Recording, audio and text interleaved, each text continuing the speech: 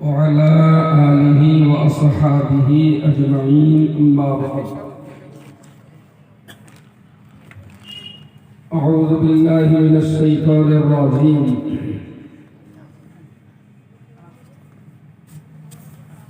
يا أيها الذين آمنوا قوا أنفسكم وأهليكم نارا وقال رسول الله صلى الله عليه وسلم ألا كلكم راع وكلكم مسؤول عن رعيته صدق الله مولانا العظيم وصدق رسوله النبي الكريم ونحن على ذلك من الشاهدين والشاكرين والحمد لله رب العالمين رب اشرح لي صدري ويسر لي أمري واحلل عقدة من لساني يفقهوا قولي ربي يسر ولا تعسر وتمم بالخير ربي زدني علما وألهمني بالصالحين اللهم صل وبارك على عبدك ورسولك محمد وعلى آل محمد كما صليت وباركت على إبراهيم وعلى آل إبراهيم إنك حميد مجيد সম্মানিত সভাপতি আমন্ত্রিত ওলামায়ে দ্বীন সমাবেত সুধী শ্রোতা মণ্ডলী পর্দানশীলা মা ও অন্যান্য বছরের মতো এই বছরেও বেশ সাজানো গোছানো শান শওকতের সঙ্গে আয়োজিত আজকের এই মজলিস সেই মাগরিবের পর থেকে মুফতি সাহেব ছিলেন, মুফতি সাহেব, রজব আলী সাহেব, আমার আগের বক্তা মৌলানা হাসিবুর রহমান সাহেব, আর কেটা ছিলেন রুহুল আমিন কোথায় বাড়ি? ও আমাদের রুহুল আমিন সাহেব আর আমি সাহেব। আচ্ছা, এরপরে আর অসংখ্য বাকি আছে শুনবেন তো পুরো বিল ট্র্যাক্টর দিয়ে বাঁশুইতে মোটামুটি ভুলিয়ে দেওয়া হয়। আমি আর কোথায় চালাবো এখন? আর যে মানুষ করা রয়েছেন এদের বসে থাকার একটা মূল্য আমার দিতে হবে। খুব সংক্ষিপ্ত ভাবে 8 ঘন্টা খানি কথা বলবো, আর এই 8 ঘন্টায় যা কথা বলবো এই কথাগুলো আপনাদের শুনতে হবে, বোঝার চেষ্টা করতে হবে, আর কিছু আমার জিজ্ঞেস করলে জিজ্ঞেস করতে হবে।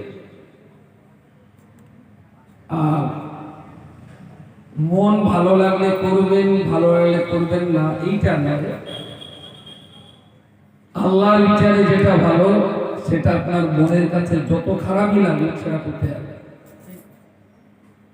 আর আল্লাহর বিচারে যেটা খারাপ সেটা আপনার মনে যতই ভালো লাগে সেটা ছাড়তে হবে। এই সফলতার অঙ্গীকার নিয়ে আমি ছোট্ট করে আলোচনা শুরু করছি।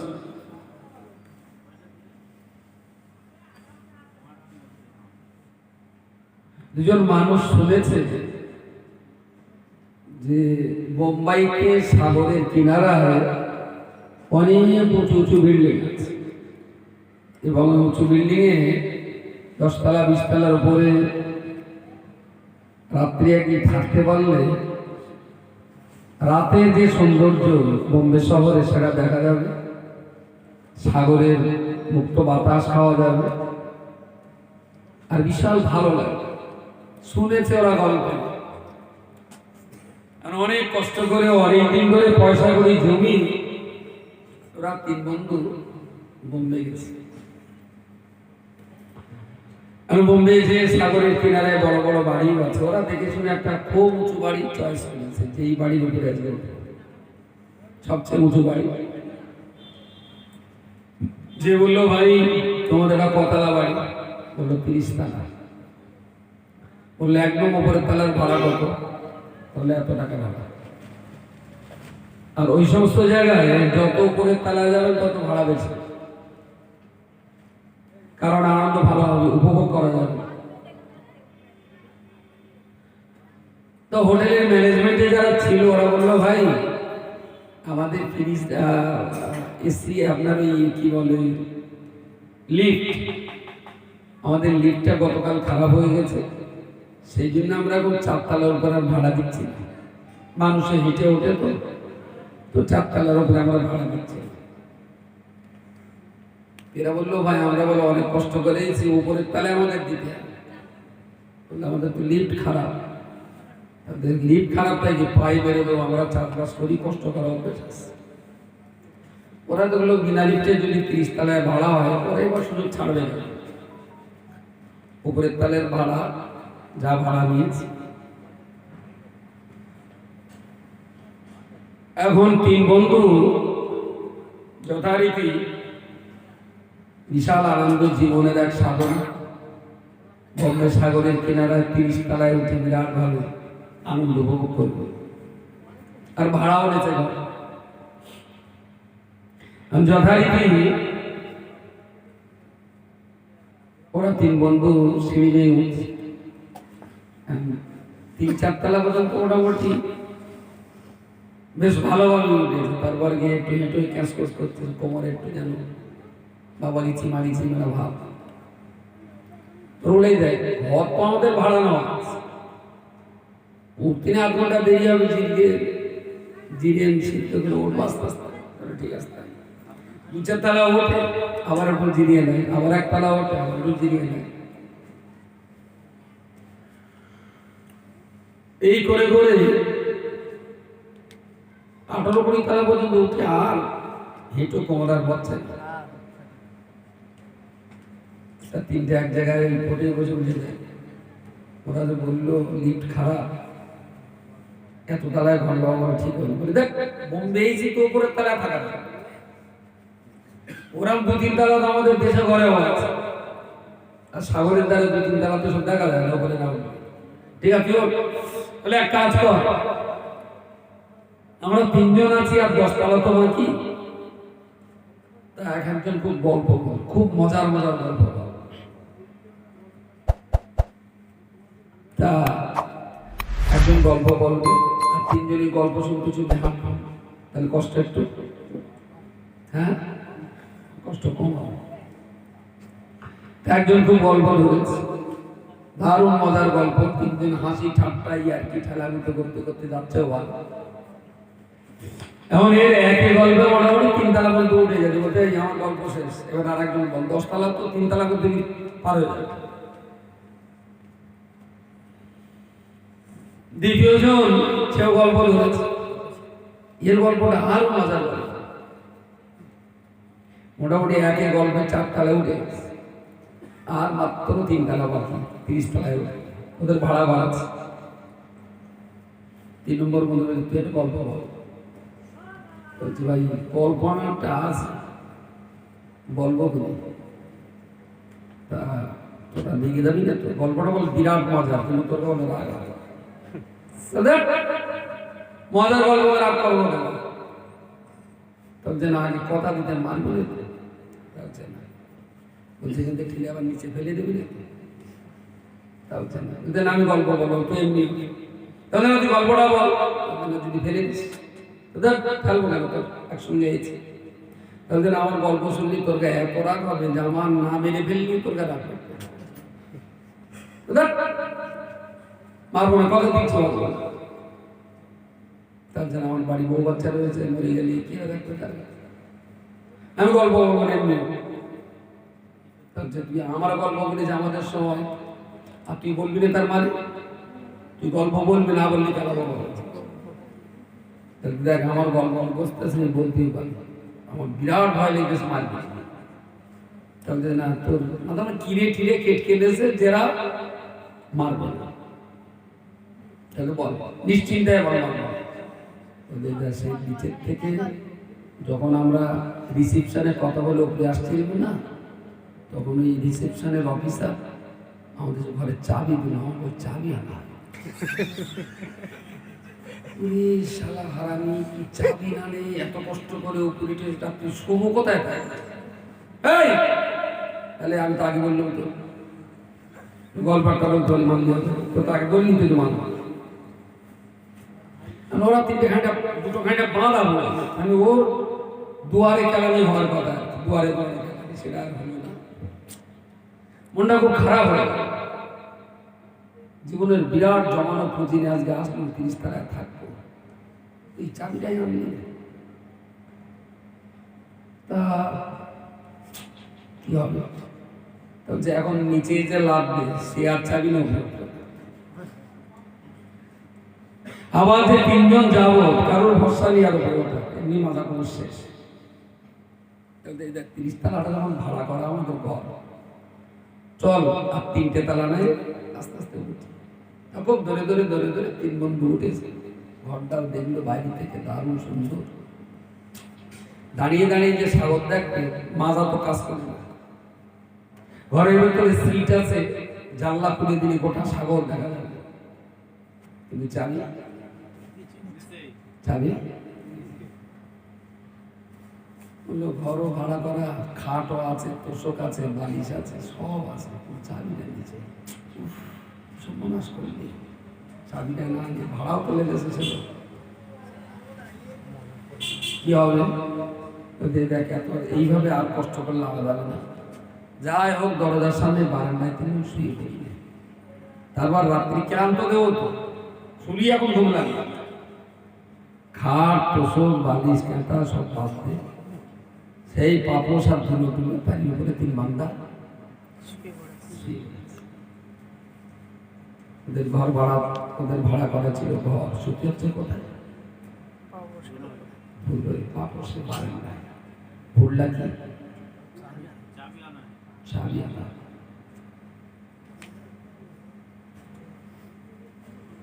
জুট করে একটু দেবো, নারায়ণ করে উঠি আর না উঠি, ছোট না দেই তো জমলেন তো হবে।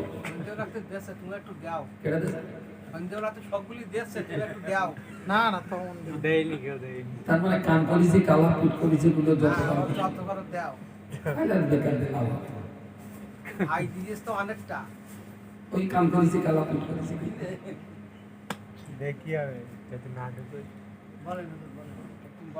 এদের 3 জনের জীবনের বিরাট শখ, আশা, আকাঙ্ক্ষা, অনেক দিনের কষ্ট মেহলো। আরব সাগরের তীরে ঘর ভাড়া করে উপরের তলায় রাত কাটাবে। টাকাও খরচ হলো, ঘরও ভাড়ায় ছিল, শুধু চাবির অভাবে জীবনের শখ মিটল না। অনেক চেষ্টা, অনেক দোয়া, অনেক কান্নাকাটি, অনেক চাওয়া পাওয়া। মুসলমানের ঠিকানা ছিল পরকালে অনেক অনেক অনেক অনেক কিছু জায়গার বিশাল বড় জান্নাত, কিন্তু এরাও চাবি পেলে ঘর পর্যন্ত পৌঁছে ঘরে ঢুকতে পারেনি, বারান্দায় শুতে হয়েছিল। মুসলমান যারা জান্নাতের জন্য দৌড়চ্ছে, এরা জান্নাত পেয়েও যাবে, কিন্তু কোরআনের চাবি এদের হাত ছাড়া। কোরআনের চাবি বারান্দায় শোয়া ছাড়া কোনো গতি হবে না। যে শিক্ষা, যে দীক্ষা, যে কোরআন, যে তেলাওয়াত সর্বোচ্চ জায়গায় মুসলমানকে পৌঁছে দেবে, এরা সেই চাবি ছাড়াই শুধু দৌড়িয়ে উঠবে।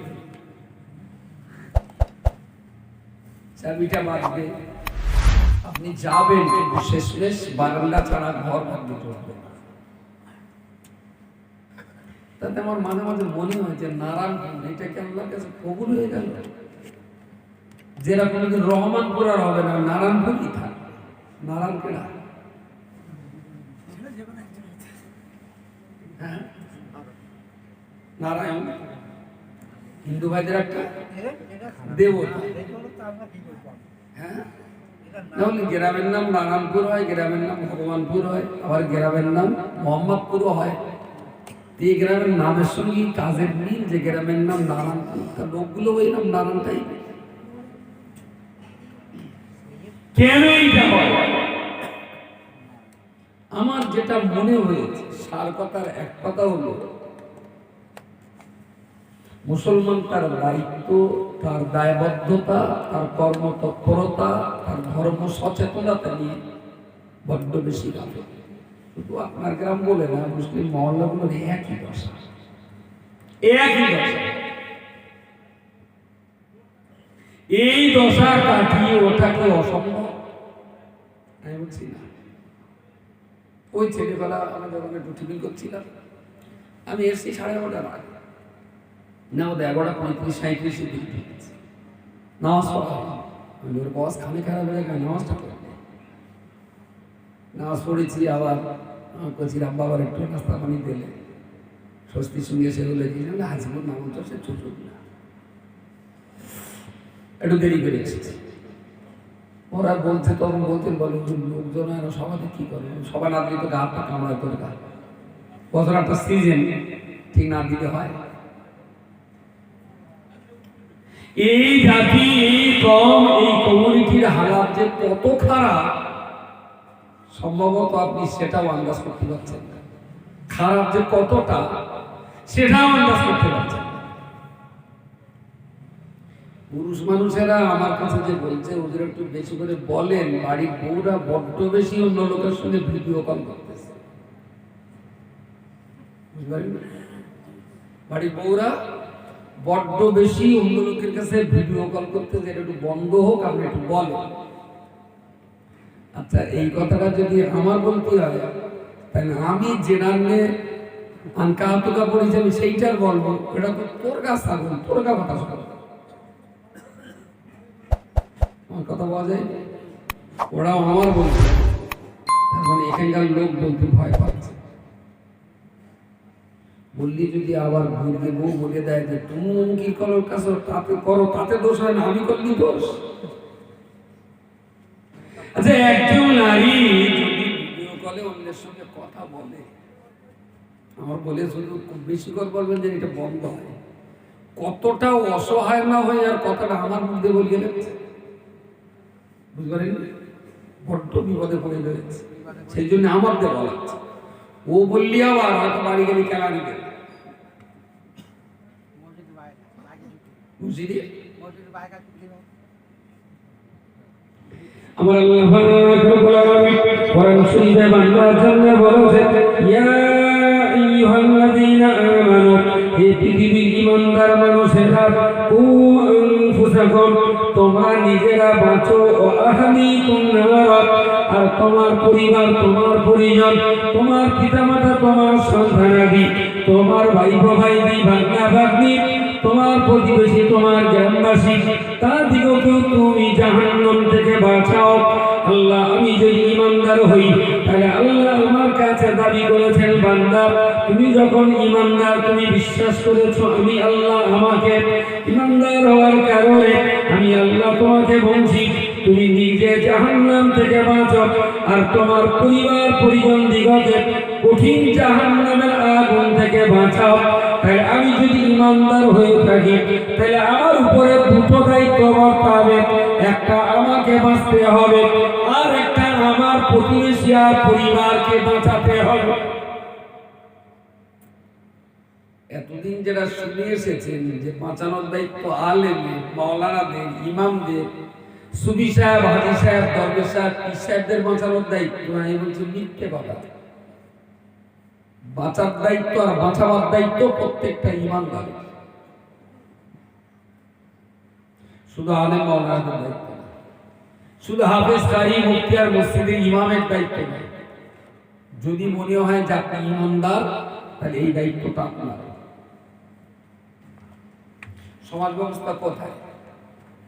আর 12 বছরের বাচ্চা পলমুখির উপরে দাঁড়িয়ে হাতে বেশ চুনটানে কোথাও একটু নেড়ে দেবে, উঠো চুনটা একটু শুকনো বানা হবে, তাতে আর নিতে আবার দানাগুলো এরকম বেশ গুঁড়ো গুঁড়ো করে নে, চল যাই পাড়ার দিকে দেখি এটা কি করতেছে। কি একটা মস্তি করে ঢকবে, চোখ মুখ বন্ধ করে, মনে হয় যেন জান্নাতের চৌকাটা দাঁড়িয়ে শুনতাম না। বেশ ওরা ক্যাপাসিটি, প্রথমে এরাম, তারপরে এরাম, তারপরে পাক টাক দিয়ে এ হাতে একটু পাশায় মুছে নিলে, এটা আবার এটা দিয়ে পাশায় মুছে নিলে, দারুণ করে টিপটা ধরার কায়দা ধরিয়ে এনে বাঙ্কারে থাকে। কি কায়দা! আপনার সঠিক হচ্ছে কি করে? দেখ দিন মরণ তো, আমি কি কবরে বাস করি? এই পার্টি নিয়েই তো আমার সংসার। এটা হলো বাংকারে থাকে। এটা কি মানে রাজত্ব না জঙ্গলের রাজত্ব, যেটা 12 বছরের বাচ্চা খৈনি ডলবে তার বারণ করার কেউ নেই?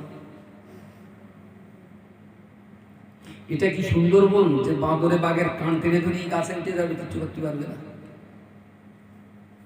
এটা কি সুন্দরবন যে বাঘ ইচ্ছা করলে হরিণ দাঁড়া করলে যাবে? এটাতে মানুষের জঙ্গল। কিন্তু এরকম বাচ্চারা যখন রাস্তার ধারে খৈনি খায়, রাস্তাতে বহু লোক যায়, আপনি যান, আমি যাই, আরো 5টা লোক যায়, কিন্তু গালে আর ঠোঁটে এমন পক্ষঘাত হয়েছে যে একবারও বলে না যে কচি তুই এই বয়সে খৈনি খাচ্ছিস কেন? আরে নেশা করতে গেলে একটা মিনিমাম বয়স লাগে, তো সেই বয়সে কোনো হয় না। বারণ কারণ লোক আছে না? হ্যাঁ, কি একটা বল আমার সঙ্গে মন খুলে বল। খাচ্ছি বলতেই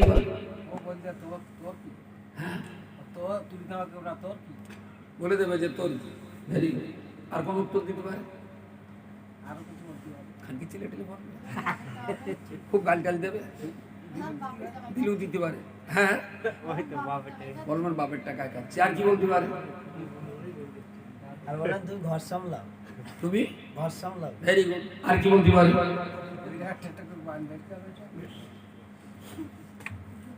প্রিয় নবী মুহাম্মদুর রাসূলুল্লাহ সাল্লাল্লাহু আলাইহি ওয়াসাল্লাম হাদিস শরীফের ভিতরে বলেছেন, মান রাআ মিনকুম মুনকারান ফালিয়ুগাইয়িরহু বিয়াদিহি ফাইন লাম ইস্তাতি ফাবিলিসানিহি ফাইন লাম ইস্তাতি ফাবিকলবিহি ওয়া যালিকা রাফুল ঈমান।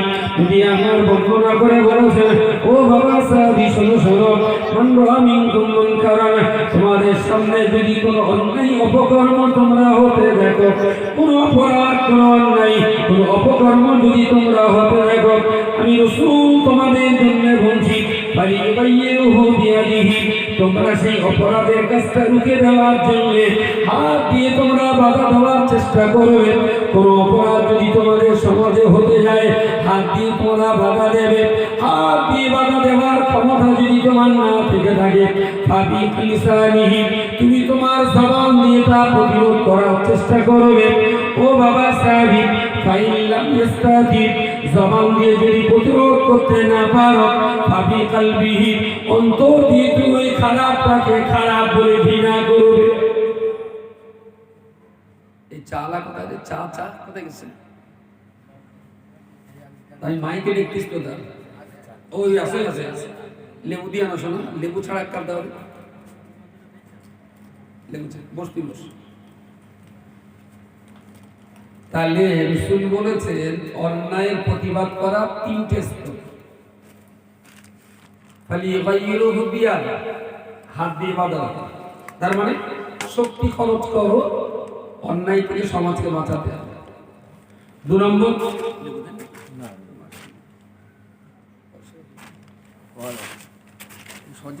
হ্যাঁ আপনার জন্য ফেরি না না,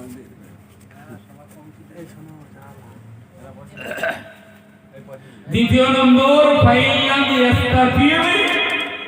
হাত দিয়ে যদি বাধা দিতে না পারো, ফাবিলিসান, জবান, মুখটাকে কাজে লাগাও।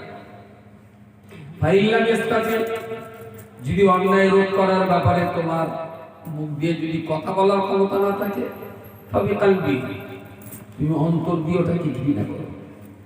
তাহলে অন্যায়কে রুখে দেওয়ার জন্য 3টে স্তর, হাত, মুখ, অন্তর। প্রথমে হাত, তারপর মুখ, তারপর অন্তর।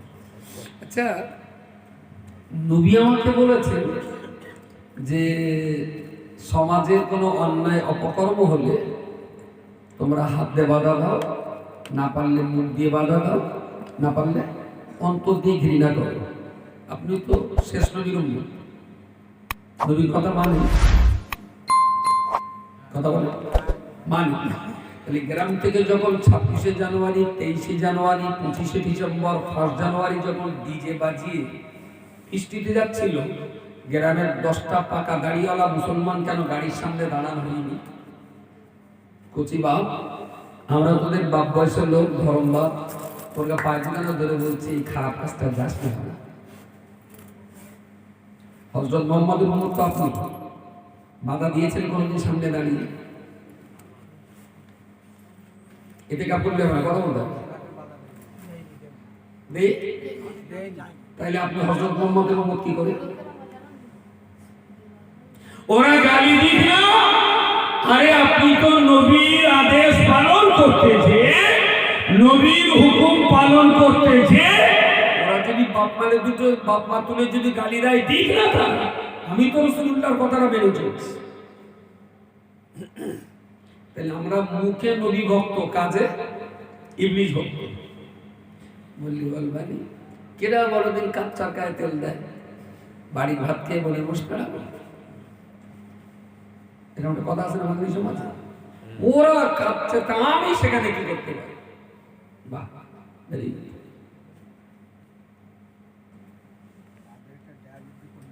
হ্যাঁ বাজারটা যাচ্ছে তা যাদের দিয়ে পড়ি মরি পড়ে কিছু করতে যাচ্ছিল ও ওই নাচ নাচি তোলায় পড়িছে আটটা গাড়ি পড়ি পড়ি গেল। দুর্ঘটনাটা কখনো মানুষের জন্য আনন্দদায়ক না। এই অ্যাক্সিডেন্টে মরাটা দুঃখজনক, আমাদেরও কষ্ট হচ্ছে। ওই মরাটা যদি বসে যদি কবজ জিয়ারত করা যাওয়ার পথে যদি মরণটা হতো, শান্তি পেতাম। কিন্তু সে মরিয়ে গেল, কিন্তু এমন একটা পথে যেটা অত্যন্ত লজ্জাজনক। এইটাই কষ্ট আমাদের কাছে, তাছাড়া অন্য কিছু না। কারণ কোনো ব্যক্তিরই বিপদটা কখনো আনন্দদায়ক হতে পারে না, এটা আমাদের সবাই কাছে দুঃখজনক। তার চাইতে বড় দুঃখ যে পথটা ভালো না। ওর মরণটা যদি কাবার পথে হতো, ওর মরণটা যদি দাদা হুজুরের মাজার জিয়ারতের পথে হতো, ওর মরণটা যদি জুমা মসজিদে নামাজ পড়া যাওয়ার পথে হতো, কত মনে কষ্ট হতো না যে একটা ভালো পথে মৃত্যুটা হয়েছে। যাক, পীরে রসুল বললেন তোমরা সবাই দায়িত্বশীল, তোমরা সবাই কর্তব্য করো। তোমাদের প্রত্যেকেরই দায়িত্ব সম্পর্কে আল্লাহ হাসরের মাঠে জিজ্ঞেস করবে, প্রত্যেকে জিজ্ঞেস করবে। হাদিসটা কি? قال النبي صلى الله عليه وسلم ألا كلكم راع وكلكم مسؤول عن رعيته। নবী আমার বললেন বাবা সাহেবী, আলা সাবধান হয়ে যাও, সতর্ক হয়ে যাও।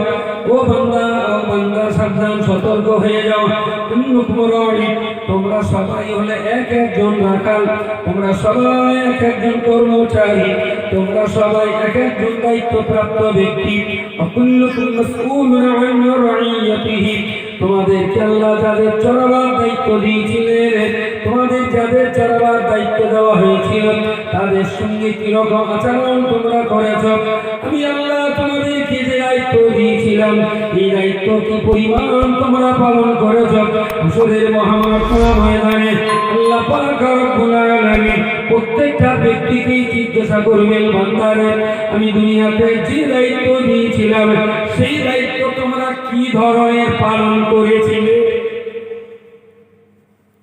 গ্রামে এতজন শিক্ষিত বুদ্ধিজীবী ঠান্ডা মানুষ থাকার পরেও গ্রামের কিছু ছোকরা বাচ্চা তারা অন্যায় পথে পা বাড়াচ্ছে। এই লোকগুলো সেখানে দাঁড়িয়ে বাধা দেয়নি। এই যে লোকগুলো বাধা দেয়নি, এই লোকগুলো যেন মনে না করে যে আমরা খুব সহজেই জান্নাতে যাব। ব্যাপারটা কিন্তু তত সহজ না। এরা হাসরের মাঠে যখন জান্নাতের দিকে যাবে,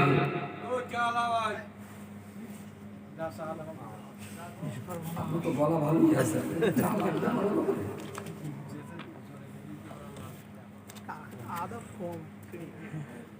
ছেলেপিলে ঘুমে থাকলে না চমকে উঠতো, হিসু করলেও করতে পারে যেভাবে ডেকে দিলাম। যাক, আচ্ছা, এই যে দায়িত্ব পালন করছি না, আমি নামাজি, আমি রোজাদার, আমি সত্যবাদী, আমি আল্লাহ আল্লাহ, আমি হাজি, আমি দান করি, আমি যাকাত দিই, সত্য কথা বলি, হারাম খাই না, যদি আল ঠিক আছে। আমি যখন জান্নাতের দিকে এগো হাসরের মাঠে, পিছন দিক থেকে ডিজে বাজানে, গাঁজা খাওয়া, মদ খাওয়া, তেরঙ্গা শেখর, গুটখা গুলো পিছন দিক থেকে সে টেনে ধরবে। তাহলে কোথায় যাচ্ছে? আমি জান্নাতে যাচ্ছি। কারণ আমার বলে যেতে হবে জান্নাতে। বলে তোরা চুরি করতিস, ডাকাতি করতিস, তোরা মাল খেতিস, গাঁজা খেতিস, তোরা জান্নাতে যাবি কি? কারণ আমরা যেদিন গাঁজা খেতাম সেদিন চাচা তোমরা যদি একটু বাধা দিতে আমরা তো গাঁজাটা ছাড়তাম। আমরা যেদিন চুল্লু খেয়ে মাতলামি করতাম তোমরা গ্রামের 10টা মোড়লকে যদি বাধা দিতে আমরা হয়তো ভালো হয়ে যেতাম। যেদিন আমরা ডিজে বাজিয়ে ফিস্টি করতে গিয়েছিলাম তাকে পিকনিক স্পটে, তোমরা গ্রামের হাজি মাওলানা মুফতি কারি ইমাম মোড়ল মাতলার মেম্বার 10টা 20টা যদি সামনে দাঁড়াতে আমরা নিশ্চয়ই ভালো হয়ে যেতাম। তোমরা আমাদেরকে খারাপ কাজে বাধা দাও না, বিদায় হয় তোমরা যেখানে যাচ্ছ আমাদের লে যাও, আর না আমরা যেখানে যাচ্ছি তোমাকে সেখানে যাও। উপায়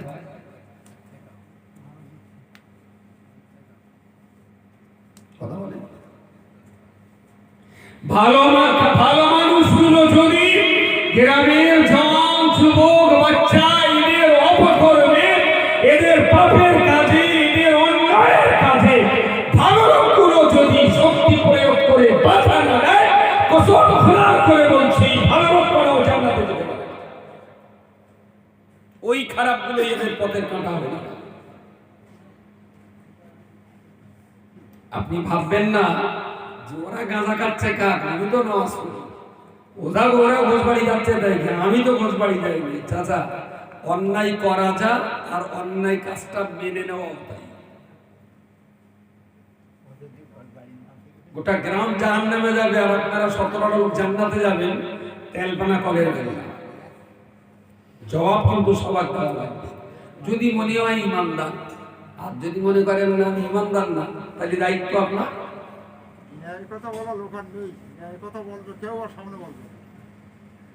তাহলে ইমানদার কার হবে? তাহলে শাহ সুফি দিলীপ স্যার, দিলীপ ঘোষ রহমতুল্লাহ আলাইহি বলতে হবে, অমিত স্যার রহমতুল্লাহ আলাইহি বলতে হবে, মুসলমান যখন আর খুঁজে পাচ্ছি না তাহলে ওরা বলতে হবে। প্রিয় শ্রোতামণ্ডলী, আমি আপনাকে বলতে চাইছি, ইচ্ছা যদি আমরা মনে করি শুধু আমি একা জান্নাতে যাব, আপনি শুধু একা জান্নাতে যাবেন, এটা তো ঈমানদারের পরিচয় নয়। আল্লাহ পাক রব্বুল আলামিন তিনি তো আমাদের দায়িত্ব দিয়েছেন, কু আনফুসাকুম, তুমি নিজে বাঁচো, ও আহলিকুম নারা, আর তোমার আলাহাল পরিবার পরিজন, তোমার গ্রামবাসী নিরীহ মানুষগুলোকে জাহান্নাম থেকে বাঁচাবার জন্য চেষ্টা করো। আল্লাহর বান্দা মনে রাখো, এই গ্রামে যে ভালো মানুষ নেই এটা আমি বলতে পারি না, বাধা দেওয়ার শক্তি যে এই গ্রামে দুর্বল তাও আমি মনে করি না। জওয়ান যুবক ছেলে এতটাই মারমুখী যে বয়স্করা বাধা দিতে ভয় পাচ্ছে। না না না না, এই গরমের পাপ কাজ করা জওয়ান যুবকগুলো এতটা বেহায়া বেয়াদব হয়ে যায়নি যে বয়স্করা বাধা দিলে না সবটাই অমান্য করবে। অনেকদিন ধরে তো এখানে আমার সাথে করি, ছেলেগুলো এত হটকারী না যে বড়রা বাধা দিতে গেলে বুকের খাঁচায় লাথি মেরে চলে যাবে, বাচ্চারা মনে হয় এতটা ডেসপারেট হয়ে যায়।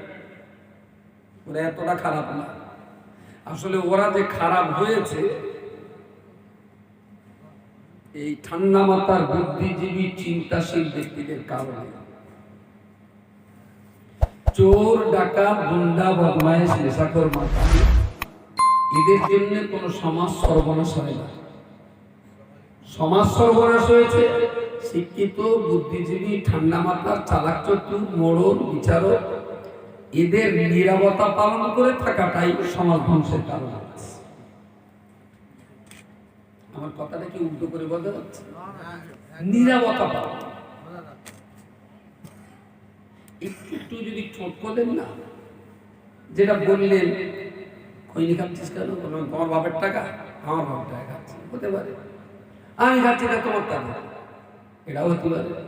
ও আমি খাচ্ছি দেখতে পাচ্ছ, তোমার ছেলে কাউটা দেখতে পাও না, এটাও হতে পারে। উত্তর অনেক রকমের হতে পারে। ভেরি গুড, এগুলো সবটাই তো আমাদের ধারণা। বলে কি দেখা হয়েছে যে কি বলে? একটা লোক বলেন যে ভাই আমি বলেছিলাম, তার উত্তর এইটা দেশে কথা বলে। একটা লোক বলে যে একটা ছেলে বলিলাম, সে আমার এই উত্তর দেশে। এতক্ষণ যে কটা কথা জিজ্ঞেস করলাম, বললেন পরপর 4-5টা সিরিয়াল, সব কটাই আমাদের অনুমান। ফিরলি তো লাভ নেই, বলা হয়নি। তাহলে এই 4-5টা কথা সবগুলো আমাদের অনুমান। আচ্ছা, আপনি যদি অনুমানের ভিত্তিতে চলেন, বাবা লোক একটা মেয়ে দেখে বিয়ে কর, আপনার তখন চিন্তা হচ্ছে সেই ওপাড়ায় হরিবারের বউ, হরিবারের মাঝে মাঝে জুতো, বিয়ে করে যদি আমারও জুতো। বাবা লোক এই বোমাটা খুব ঠান্ডা মেজাজটা মারবে না। বাসে নাই হলো, গোলাম আলীর বউ গোকলে বলে, গোলাম আলীর বউ বিষ তেল খেয়ে এলো, গোলাম আলীর জেলে যাতে আমার বউ যদি বিষ তেল খায়, তাই দেখো গা এই ছেলেটা কোরআন হাদিস জানে, বিষ তেল খায়। তাই তো আব্বা সেটা নিয়ে গেল, রফিকির বউ মদার সঙ্গে প্রেম করে বোম্বে চলে গেল, যদি আমার বউটাও যায়। তাই দেখো গা এই বউ মানে বাইরে টাইম যায়। তাই তো আব্বা নুরুজনের বউ প্যারালিসিস নিয়ে ঘরে পড়েছিল 12 বছর, আমার বউ যদি প্যারালিসিস হয়। আচ্ছা, ধারণা করে যদি পথ বেরোয়, পৃথিবীর কোনো মদ্দালোক বের করতে পারবে সমাধান? কিন্তু এই ধারণার উপর ভিত্তি করে কারণ বে বন্ধ আছে। বে স্বামী স্ত্রী কথা বলতো 12 বছর, কিন্তু এর মাঝখানে দুটো কলা গাছে আবার ঝাড় তেড়ছে। 14 বছর কথা বলে না, কিন্তু কলা গাছে যা তেড় ছাড়া ও ছেড়েই যাচ্ছে আলহামদুলিল্লাহ। অথচ স্বামী স্ত্রী কথা হ্যাঁ তেড় যাওয়া হয়ে যাচ্ছে। তো রহমতের বরকতের তেড় তো দুদিন বাতাসে।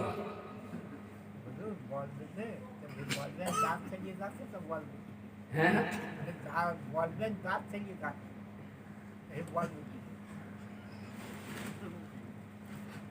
আচ্ছা, যে বলতে যাবে তার ছেলে যাচ্ছে, তার মানে কি এইটা যে গ্রামে একটাও ভালো লোক নেই?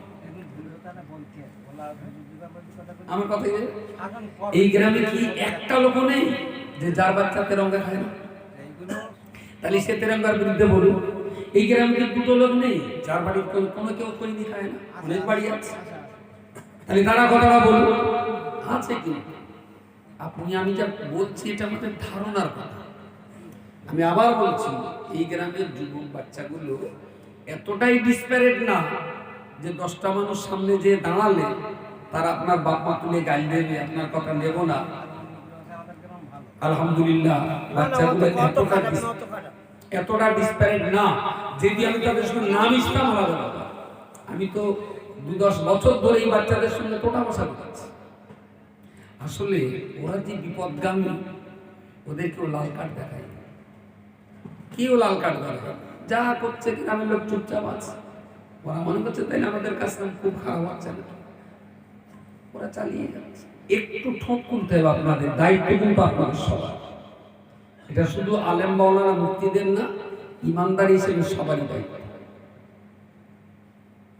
এবারে যদি বলেন ওরা উল্টো পাল্টা বলবে, আমি বলুক, আপনি গেছেন ধরুন উল্টো পাল্টা বলেছে, তাই বলে ফিরে আসবেন অসম্ভব। প্রিয় শ্রোতামণ্ডলী, মনে রাখুন, অনেক জবাব দিয়ে বলবে না, হয়তো কোনো ছেলে একটা দুটো জবাব দিয়ে বলতে পারে আমি আমার বাবার টাকায় খৈনি খাচ্ছি, এতে তোমার বাপের কি? সব ছেলে বলবে না, হয়তো একটা ছেলে বলবে, দুটো ছেলে বলবে, তাই বলে 100 ছেলে বলবে। আচ্ছা, এই যে দুটো ছেলে বললো, এই আমি আমার বাপের টাকা খৈনি খাচ্ছি, তো তবে ভেরি গুড, কথাটাও মিথ্যে বলিনি, সত্যি কথা বলেছে।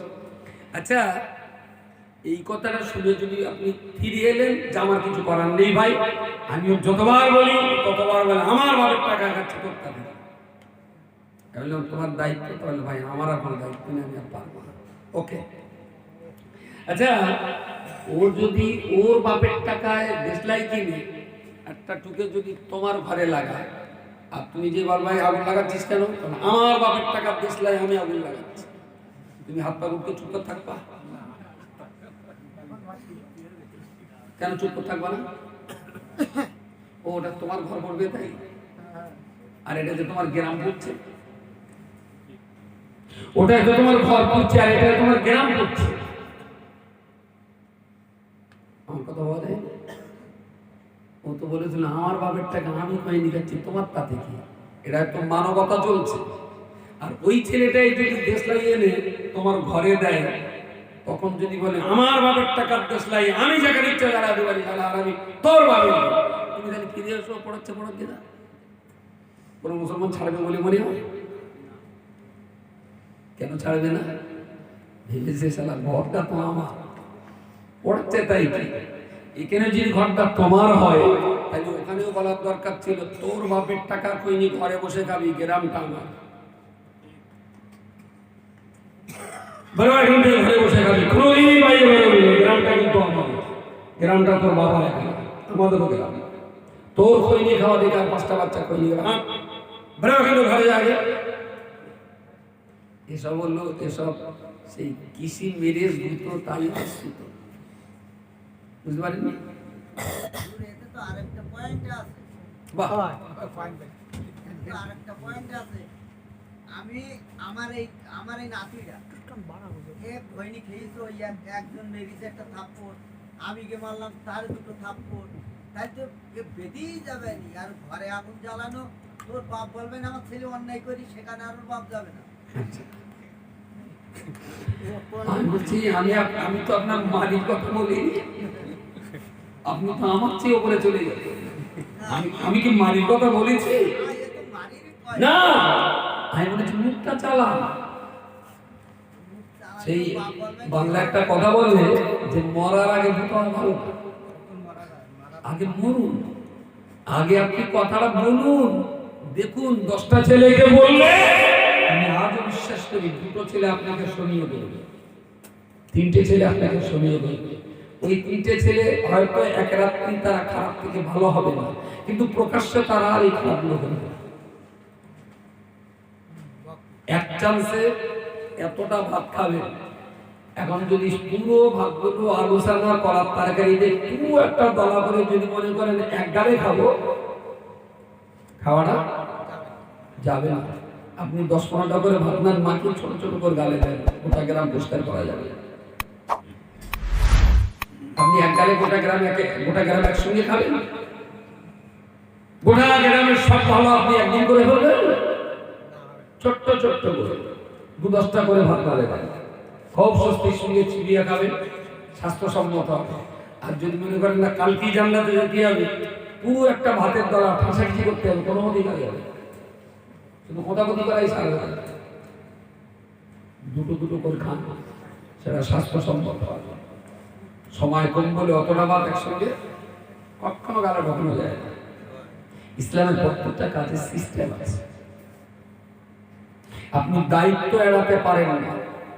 ও আপনাকে গালি দেবে, ছোট কথা বলবে না মোটা কথা বলবে, আমাকে বলুন। এই প্যান্ডেলটা ওরা সবার জন্য করেছে। প্যান্ডেলের ওই কোনায় আগুন লেগেছে, প্যান্ডেলের কোনায় আগুন লেগেছে, যেভাবেই হোক আগুনটা লেগেছে। তখন সবে একটা কোণে আগুন লেগে গেছে। নেমানোর দায়িত্বটা কার?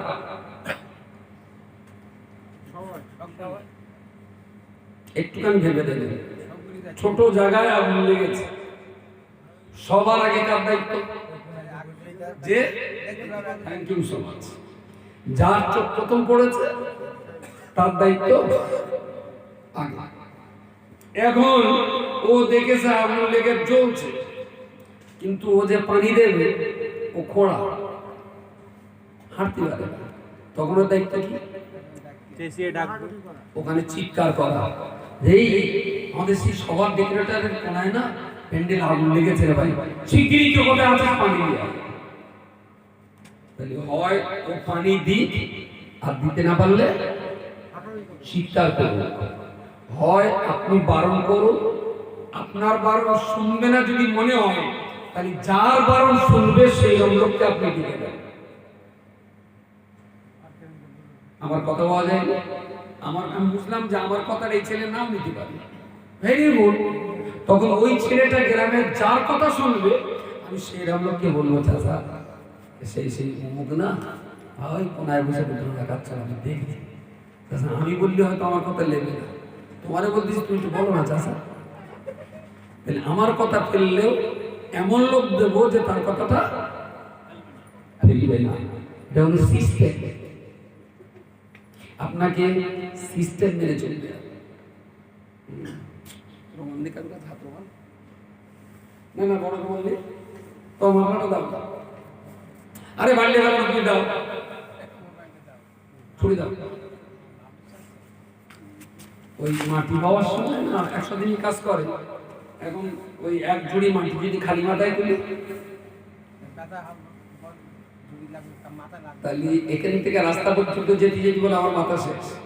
ওই একবার মাটি ফেলে ও বসে পড়বে, আর এখানে হাত দিয়ে দেখবে বেশ খানিকটা করে মাথা বসে গেছে, তাই না? ওই মাথা আর ঝুড়ি দিতে পারবে না। 1-2 ঝুড়ি বয়ে বাবা দিচ্ছি, তখন গামছা এরা টাল পায় না, এরা মানে না কি বলে তো এরকম টালটা করে মাথায় দিল, দোকানে ঝুড়িতে দিলুম, বাহ বেশ ভালো আরাম হচ্ছে। ঝুড়িও ফেলবেন সেই সময় হালটা তাহলে আবার পাক দিতে হবে।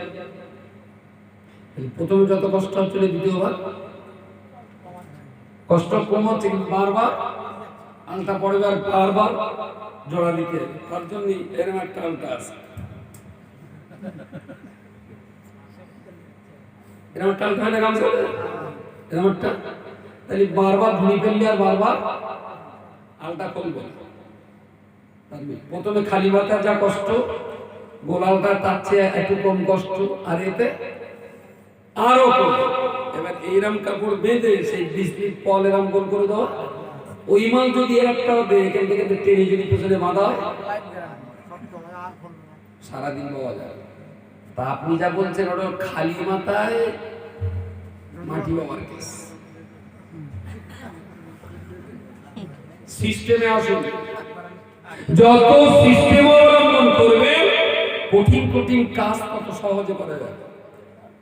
আর সিস্টেমের বাইরে রেখে গায়ের জোরে করলেও তো মাথাকে নিয়ে যাবে। প্রত্যেকটা কাজে আপনাকে সিস্টেম অবলম্বন করতে হবে। প্রায় বকরির সময় দেখা যায় 2টা লোক গরুর পেছনের পাল্লা কি খায়। কেন খায়? ওরা গাছ জোরে গরু জব্দ করতে যায়। যদি সিস্টেম অবলম্বন করেন একটা গরু একটা লোকেই আরামসে শুয়ে ফেলতে পারে, আরাম। যদি বলেন কি করে, গরুর গলায় 2টো দড়ি বাঁধবো, একটা দড়ি বেঁধে ফোঁটায় বেঁধে দিলুম 2 হাত লম্বা করে, আর একটা দড়ি গরুর ডান পা না সামনের বাম পাড়া বাঁধবো ভালো হয়, বেঁধে ওই দড়িটা গরুর পিঠ গড়ি গেলে আর এক পেস মেরে দিয়ে 2 ঠ্যাঙের মাঝখান দিয়ে বের করে গলায় বাঁধা আছে কোটায়, আর পেছন তো ওই দড়িটা টানবো, গরু একদম পিসি সরকারের মতন আস্তে আস্তে সরে। বুঝতে পারিনি? আপনি মনে করেন পড়ে কোকা আইদিন সারা গরু থেকে সমানো যায় না, গাছ জোরে যাবে আর একটা থমলা যখন বাড়ি খাল বছরের পায় বকরি দুর্গস্ত হওয়ার স্বাদ উঠে যাবে। গায়ের জোরে পৃথিবীর সব কাজ হয় না। সিস্টেম, কৌশল, যার জন্য তো আমরা হাতি ধরে খাঁচাই, হাতি ধরে বাইসাইকেল বাঁধতে পারি। সিস্টেম আর কৌশল অবলম্বন করি আমরা বাঘ খাঁচায় ঢুকতে পারি। আচ্ছা, জীবনে কোনোদিন লোকে গেরাম বাঘ গলা করে ধরে এনে খাঁচায় দিয়েছে? সিস্টেম, তাই না? একটা ছাগল আর একটা পা, যত বড়ই বাঘ হবে না কেন পদে আমি বলছি সমাজটা খুব সিস্টেমেটিক্যাল লিগাল হইতে ধীরে ধীরে ধীরে ধীরে কাজ করলে আমি আজও বিশ্বাস করি সমাজ ভালো হবে। সমাজ ভালো হবে, হটকারিতা করলে হবে। কোরআন হাদিসের সিস্টেম বহির্ভূত গায়ের জোর দেখালে হবে না। এখানে গায়ের জন্য, এখানে ব্রেনের জোর কাজে লাগে। গাছ জোরে কখনো হাতি জব্দ করা যায় না। আপনি যদি মনে করেন গাছ জোরে হাতিটা চিৎ করে স্বভাব জীবনে কোনোদিন, আর হাতি যদি মনে করে আপনার পেটে পা দেবে, শুধু এরম করে ধরে এরম দে হাতি, আচ্ছা ও কি এরম পা দে এইরম করে চাপতে হবে? শুধু নিজের গাছ মতন পাড়া চেপকে দেবে। ফটাস বরকতুল্লাহ, একবার ফটাস, তারপর বরকতুল্লাহ হাওয়ার কোর পেট পুরো এক জায়গায়। আপনি সারা জীবন গায়ের জোর দেখিয়ে হাতি শোয়াতে পারবেন না। আপনি হাতি শোয়াতে পারবেন সিস্টেমকে অবলম্বন করে। সিস্টেম কাজে লাগান, হাতি এমনি শোয়। গ্রামে বিরাট বিরাট হাতি, গন্ডার, জবস্তি আর বাঘের বাসনা। আমরা যাদেরকে ভালো পথে টানার চেষ্টা করছি, বড্ড জোর বলতে পারি এরা হালাল খাদ্য শিঙি মাছ, কাঁটামাটি জ্বালা, কিন্তু খাওয়া দাওয়া আর কথা বলে এর একেবারে হাঙর কুমির জলস্থি না, যেদের পালু করা যাবে না। বড্ড জোর বলতে পারি শিঙি মাছ, তো কাঁটা মারলি জ্বালাও যেরাম করে, 1 কিলোর দাম 900 টাকা।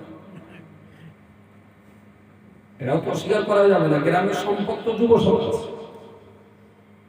যুব সমাজটাই তো গ্রামের সম্পদ। আপনি আমি তো বুড়ো হয়ে যাচ্ছি, আগামী দিনে এই গ্রাম চালাবে তো ওরাই। তাহলে ওদের তাড়িয়ে দিয়েও কিন্তু আমার গ্রামে শান্তি ফেরানো যাবে না, ওদেরকেও রাখতে হবে। তবে কি ওদের খারাপ থেকে ভালো করার একটু চেষ্টা করতে হবে। চেষ্টা করলে আমি আজও বিশ্বাস করি এদের ফেরানো যাবে, এদের বাঁচানো যাবে, আমরা ভালো হতে পারবো, জব দিতে পারবো। প্রিয় নবী মুহাম্মদুর রাসূলুল্লাহ সাল্লাল্লাহু আলাইহি ওয়াসাল্লাম 45-47 বছর বয়সে নবী আমার তায়েফ সফর করবেন। উদ্দেশ্য তার অন্য কিছু ছিল না। নবী আমার জন্ম নেওয়ার পরে টানা 4 বছর তিনি হালিমাতুস সাদিয়া রাদিয়াল্লাহু তাআলা আনহার ঘরে তিনি অবস্থান করছিলেন। সেই নবী আমার চিন্তা করলেন, তায়েফের মানুষ আমায় দুধ পান করিয়েছেন, বাচ্চা বয়সে তায়েফের মানুষেরা আমাকে 4 বছর লালন পালন করেছেন। আল্লাহ পাক রব্বুল আলামিন তিনি যখন আমাকে জাহান্নাম থেকে বাঁচার রাস্তা বলেছেন, তাহলে আমি মুহাম্মদুর রাসূলুল্লাহ সর্বপ্রথম জাহান্নাম থেকে বাঁচবার এই সুযোগটুকু তায়েফের মানুষের সামনে তুলে ধরব। ওরাই প্রথম জাহান্নাম থেকে বাঁচার রাস্তাটা পেয়ে যাবে। খুব আশা করেই গিয়েছিলেন জোর আমার অনেক উপকার করেছে, তা জাহান্নাম থেকে বাঁচার মতো উপকার করার আল্লাহ যখন আমার পথ দিয়েছে, তা প্রথমে এই সুযোগটা তায়েফের মানুষকে, ওরা অন্তত জাহান্নাম থেকে বেঁচে যায়। আচ্ছা, রাসূলুল্লাহ যখন গেলেন, আপনি কোনো ছেলেকে যদি বলেন এই তুই গাঁদা খাচ্ছিস কেন, সে বলবে আমার বাপের টাকা আমি খাচ্ছি। আচ্ছা, রাসূল যখন তায়েফের মানুষের কাছে শান্তির বার্তা দিয়েছিলেন, পরে কেউ তখন বলেছিল মোহাম্মদ তোমার বাপের তুমি বাঁচাও, আমার বাপের আমি বাঁচাও। তায়েফের লোক কি শুধু এই কথাটা বলে ছেড়ে দিয়েছিল বলে মনে হয়? আর কি করেছিল? আপনার কি মনে হয় গ্রামের একটা দুষ্ট ছেলেকে ভালো পথে টাক দিলে তায়েফের লোক নবীকে পাথর মেরেছিল, আপনি কি ভাবেন গ্রামের লোক আপনার পাথর মারবে? পাথর কখন মারবে? তার চেয়ে আপনারা বয়সে বড়, এই জ্ঞানটুকু তাদের আছে। তার চেয়ে আপনি সম্মানে বড়, এই জ্ঞানটুকু তাদের আছে। তো জাহান্নাম থেকে বাঁচাবার জন্য নবী যদি বেদিনদের কাছে পাথর খেয়ে রক্তাক্ত হয়ে যদি বেহুশ হয়ে পড়তে পারে, তাহলে আপনার প্রতিবেশীদের জাহান্নাম থেকে বাঁচাবার জন্য আপনি একটা কথাও খাবেন না। আপনি কি করে মুহাম্মদের উম্মত বলে দাবি করেন? তিনি তো তার গোষ্ঠীকে জাহান্নাম থেকে বাঁচাবার জন্য পাথর খেয়েছেন, রক্তাক্ত হয়েছে, বেহুশ হয়েছে। আপনি আপনার গ্রামবাসীকে জাহান্নাম থেকে বাঁচাবার জন্য দুটো কথাও শুনবেন না। আপনি শেষ নবীর উপর এমনি এমনি হয়ে যাবে। নবী পাথর খেয়েছে, আপনি কথা খাবেন না। নবী দিনের জন্য জন্মভূমি মক্কা ছেড়ে মদিনায় হিজরত করেছেন, আপনি ঘর ছাড়বেন না। নবী কোথায় মক্কার কোথায় তায়েফ 200 কিলোমিটার রাস্তা পায়ে হেঁটে তাদেরকে বলেছেন তোমরা জাহান্নাম থেকে বাঁচো। আর আপনি মক্কা সাইফুলির দুটো বাড়ি টপকে গিয়ে হইবার বাড়ি একটু বলতে পারবেন না, জয়বার তুই জমা করতে চাস না কেন? চল ভাই আজকে শুক্রবার আমিও যাই, তুইও চল। হইবার কি জমা বলে গাল দেবে আপনার না খানায় পড়া বলবো? বলা তো অভ্যাসই নেই আমাদের, বলে সত্যি কথাটা হলো বলা অভ্যাস করুন। তার মানে আপনি কিন্তু ইসলামের ডিউটি পালন করছেন না। ডিউটি কিন্তু আপনি পালন করতেই হবে। প্রয়োজনে নবী পাথর খেয়েছিলেন, আপনি দুটো গাল খান। নবী রক্তাক্ত হয়েছিলেন, আপনার দুটো ছোট মোটা কথা বলুন, তাও তো বলতে পারবেন আল্লাহ তোমার নবী যে পথে পাথর খেয়েছিলেন আমি পাথর খাইনি, তবে দুটো কথা আমি খাচ্ছি। তবে তো নবীর পথে আছেন বলে এটা তো প্রতীয়মান হবে। রাসূলও কাজ করেছেন, আপনিও কাজ করছেন, এটা তো প্রমাণ করাতে হবে। তাহলে আপনি কিসের উপর নবী কি মেনে চলবেন আপনি?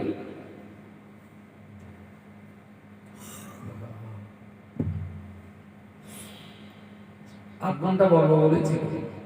আসলে ড্রাইভার যত মদই খাক না কেন গাড়িতে তুলে দিলে চালিয়ে যাবে, এরকম একটা ব্যাপার আছে না?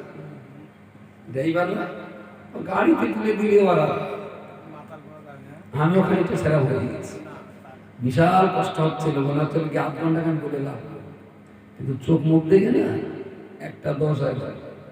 অনেক সময় ঘড়ি দেখা নাকি বলে আমার সময় অনেকগুলো গ্রাম তো এই জীবনে পরিচিত হয়েছে, তার কিছু কম বেশি ধরুন 300-400 গ্রামের সঙ্গে একটা সম্পর্ক আছে কম বেশি। তো যতগুলো গ্রাম আমাদের খুব ফেভারিট, আমাদের খুব প্রিয়, যেমন ধরেন জানিয়া রহমানিয়ার মহল বেলেনহানিপুরিয়া, এটা আমাদের খুব প্রিয় গ্রাম। পাশেই আছে জাফরপুর, আপনার তারপরে কড়াপাড়া, আমাদের খুব প্রিয় গ্রাম। একটু দূরে চলে যান, এদিকে রাজারহাটের মোহাম্মদপুর, ওদিকে বারাসাতের বহেড়া গ্রাম, আমাদের খুব প্রিয় গ্রাম। যতগুলো গ্রাম আমাদের কাছে প্রিয়, নারায়ণপুর কিন্তু তার ভিতরে একটা। কারণ এই গ্রামগুলোতে আমরা খুব স্বাধীনভাবে নিজেদের মতো করে চলতে পারি। অন্য গ্রামগুলোতে অনেকটা ভাবতে হয় কে কিভাবে নেবে আমাদের কথা, কে ভালো নেবে কে খারাপ নেবে, চিন্তা করতে হয়। কিন্তু এই গ্রামগুলোতে যখন যাই একবারও ভাবি, কেন ভাবি? জানি এখানকার মানুষ সব আমাদের। নারায়ণপুর কিন্তু তার ভিতরে।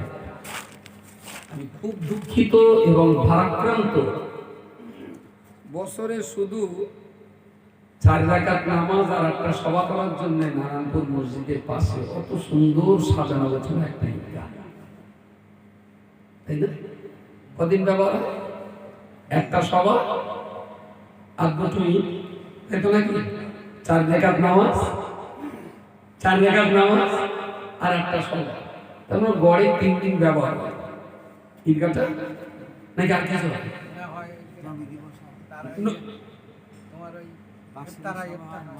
ইফতার বেশ ভালো। তাহলে প্রতিদিন 30 দিনে ব্যবহার হয় ইফতার, আধ ঘন্টা।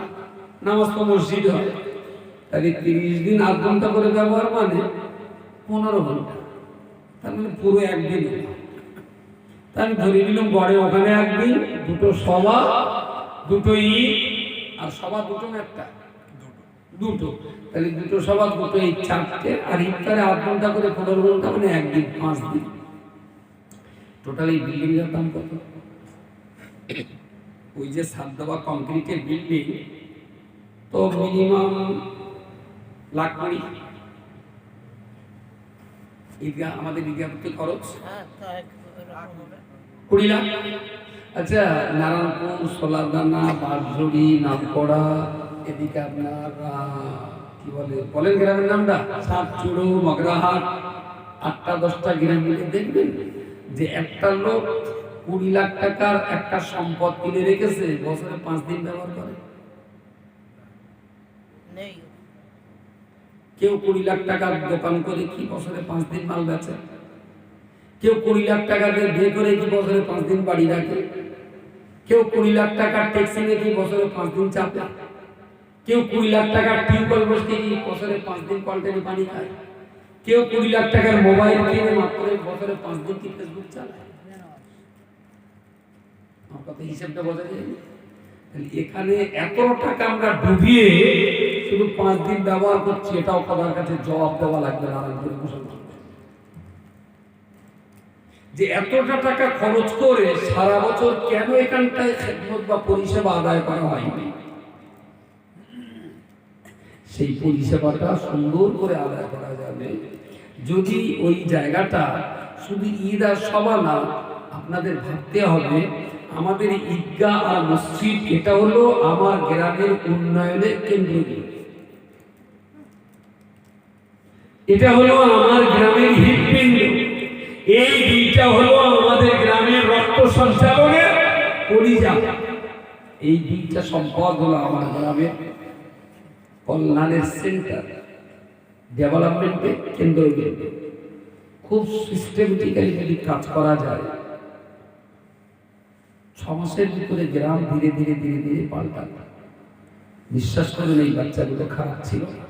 আর আমি শুধু বাচ্চাদের কেন বলছি, এই গ্রামের 40 বছরের উপরের এমনও যুবক বা বুড়ো মানুষ আছে 70 জন যারা কোরআন শরীফ পড়তে পারে না। অস্বীকার করার কোনো জায়গা নেই। হাসরের মাঠে আপনারাই তো আমাদের টেনে ধরবেন পেছন দিক থেকে, যে তোমার এই বড় মিয়ারে রজব আলী সাহেবের তো বিশাল ভালোবাসা, তোমরা তো একটু কোরআন শেখাও না আমাদের। হয় তোমরা আল্লাহতে যাচ্ছ আমাদের নিয়ে চলো, না আমরা যেখানে যাচ্ছি আমরা সঙ্গে তোমরাও চলো। বোঝা যায়নি কি বলেছি? সুতরাং জাহান্নামে যেতে আমরা কেউ আছি না, আর চাচ্ছি যে আমাদের যদি জান্নাতে যেতেই হয় কোনো শালার ছেড়ে যাবো না, সব পড়ার সঙ্গে নিয়ে যাবো না। আচ্ছা এরকম তো ভোট হয়, অনেকদিন তো বলতেছো কাজ হচ্ছে না, কথা খাটবে না তোমার দাঁড়াও, সবে তো এখন চা গরম করবো। হ্যাঁ কি বললেন আপনি? আমি বললাম তোমাদের গার্ড করতে পারবো না, তোমরা তো বলেই যাচ্ছ আমাদের গ্রামের লোক তো টিকতে না, গ্রামের লোক যাচ্ছে না তো মক্তব্য তৈরি হচ্ছে না। আরে ভাই তাহলে এক কাজ করা যায়, মক্কার লোক তায়েফের লোক যখন নবীর মেরেছিল, আল্লাহ জিবরিলকে পাঠিয়ে দিলেন। জিবরাইল এসে নবীকে বললেন, ইয়া রাসূলুল্লাহ আপনি কি চান? যে তার মানে বললো তায়েফের লোকেরা আপনি জাহান্নাম থেকে বাঁচাতে চেয়েছি, কিন্তু ওরা তো বাঁচতে চাইল না, উল্টে আপনাকে মারলো, রক্তাক্ত করলো, বেহুশ হলো। তো আপনি এদের কি শাস্তি চান? যদি আপনি বলেন অগ্নিবৃষ্টি, আল্লাহ আগুন বৃষ্টি করে গোটা তায়েফকে জ্বালিয়ে শেষ করে দেবে। যদি আপনি চান প্লাবন, আল্লাহ বৃষ্টি দিয়ে গোটা তায়েফকে ডুবিয়ে দেবে। যদি আপনি চান সাইক্লোন, আল্লাহ বাতাস আর ঝড় দিয়ে তায়েফকে তছনছ করে দেবে। যদি আপনি চান ভূমিকম্প, আল্লাহ ভূমিকম্প দিয়ে তায়েফের এই পাহাড়গুলোকে সব মাটির নিচে ধসলা দিয়ে শেষ করে দেবে। কোনটা চান? রাসূলুল্লাহ বলেছিলেন যে আল্লাহ এদেরকে একদম বোমা মেরে তুমি শেষ করতে দাও। তাই বলেছিলেন না আগুন লাগাতে বলেছিলেন? দোয়া আমারও বলতে হবে যে আল্লাহ নারায়ণপুরের লোকের এতবার বললো, ওরা তো মিলল না। তার রাসূল তায়েফবাসীর জন্য যে দোয়া করেছিলেন, নারায়ণপুরের লোকের জন্য সেই দোয়া। বক্কার হইবার গলামালি ভদা, ওরা যদি করার নাও পড়ে, আল্লাহ ওদের ছেলে পিলের একদিন পড়বে, তুমি ধ্বংস করে ওদের বাঁচিয়ে রাখো। তার অতিরিক্ত কিছু বলা?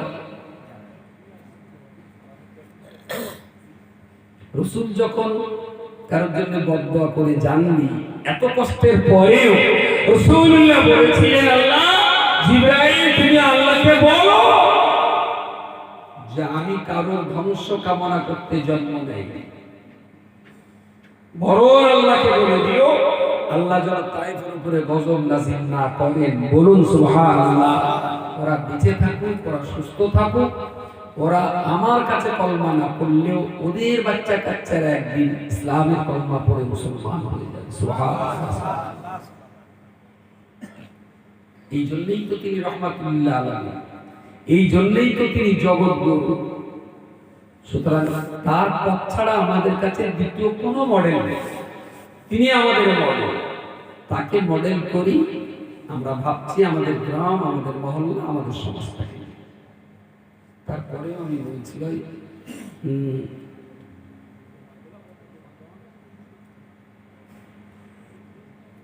আমার বয়স 50, যাদের বয়স 50-এর নিচে, না 50-এর নিচে না 40-এর নিচে, কার কার বয়স একটু হাত ইশারা করেন। 40-এর নিচে। ওমা, সব কি 150 বছর বয়স? হাত বাঁধটা এরকম, ডানাটা এরকম, এই যে তা ভাত কোসর থেকে বের করো বলো। হ্যাঁ, সবাই বের করছে 40 এই তো। Very good. আমি যেরকম করবো সেরকম আমার মারেন মনে একসঙ্গে 1 2 3 4 5, এবার বন্ধ, 2 আঙ্গুল 1 2 3 4 5, 3 আঙ্গুল 1 2 3 4। বাড়িতে কি বলতেছে হাত ধান ফাঁক করো না বেশি, কিন্তু হাতটা ফাঁক করো বুঝি এরকম উঁচু করে উঁচু করে 1 ফুট উঁচু করে 1 ফুট 1 2 3 4 5, 1 আঙ্গুল মানে একসঙ্গে 1, একসঙ্গে একদম একসঙ্গে যেন হয় 1 2 3 4 5, 2 আঙ্গুল 1 2 3 4 5, 3 আঙ্গুল 1 2 3 4 5, 4 আঙ্গুল 1 2 3 4 5, 5 আঙ্গুল 1 2 3 4 5। হাতে আঙুল 5টা ছিল, একটা মারলি শব্দ কতটা হচ্ছে?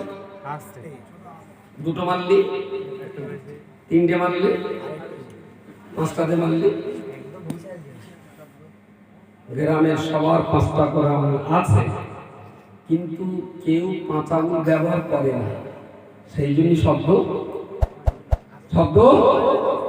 আমি একা মারলি দুটোতে মারলি ওটাও শুনবে না, কিন্তু সবাই যদি 5 আঙুলে মারি শব্দটা অনেক ভালো করার জন্য লাগে। গ্রামে একটা ইউনিটি,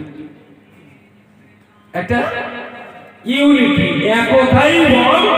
যদি এই গ্রামের 10টা মানুষ, অনলি 10টা মানুষ, তারা যদি এক জায়গায় দাঁড়িয়ে একসঙ্গে তালি বাজায়, তালিটা অনেক জোর হবে। কিন্তু যদি এক আঙুলটা মারে,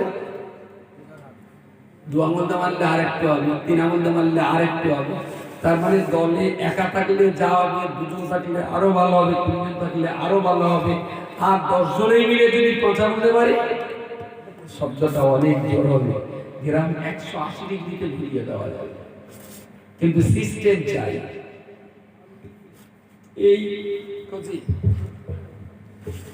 এইটা তোমাদের আমি আচ্ছা, এইটা টেনে ফেলতে হবে। তা ধরুন এইটা টেনে দিলেই পড়বে। এই যে শক্তিটা, এই শক্তিটা 100 দরকার, 100 শক্তি দিয়ে এইটা পড়বে। এখন আমি বললাম ভাই তোমার গায়ে শক্তি কত? তা বললো 10। তোমার কত? তা বললো 10। তাহলে 10 যাদের শক্তি, এরা 10 জনের ডাকলো। একজন এসে টেনেছে 10, 2জন টানলে, দ্বিতীয়জন তার পরে টানলে 10, 3 নম্বর আবার পরে টানলে 10। তাহলে 10টা লোক 10 শক্তি দিয়েছে একবার, 10 শক্তি দিয়েছে 10 জন, কিন্তু একসঙ্গে দিয়ে পড়বে না। এই 10 জনের 10 শক্তি যদি একসঙ্গে দেন, তবে নির্গুণ গাছ পড়বে। শক্তি আলাদা আলাদা দিলে সেই শক্তির কোন প্রক্রিয়া, অ্যাকশন রিঅ্যাকশন হয় না। 10 জনই টানবে, যদি আলাদা আলাদা টানে, ওই টানে কিন্তু কিচ্ছু হবে না।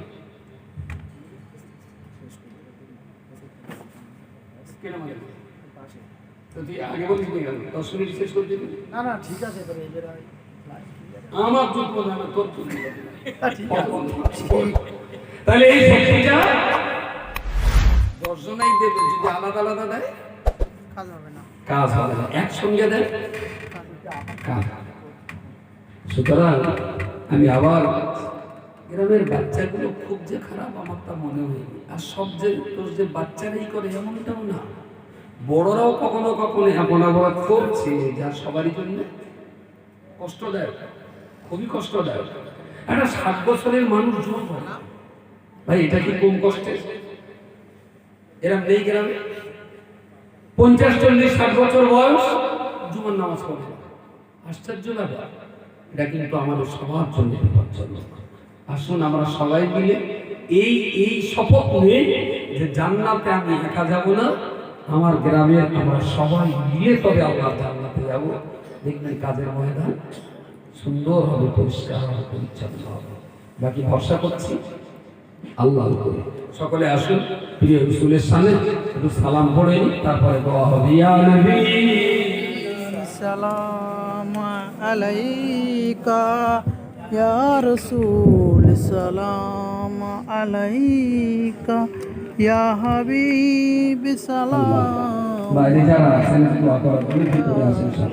সালাতুল্লাহ আলাইকা। أشرق البدر علينا واختفت منه البدور مثل حسنك ما رأينا قط يا وجه السرور يا نبي سلام عليك يا رسول يا حبيبي سلام عليك صلوات الله من يرى وجهك يسعد يا كريم الوالدين حوضك صافي المبرد بردنا يوما نشور يا نبي سلام عليك يا رسول يا حبيبي سلام عليك صلاة الله عليك بشر يا رب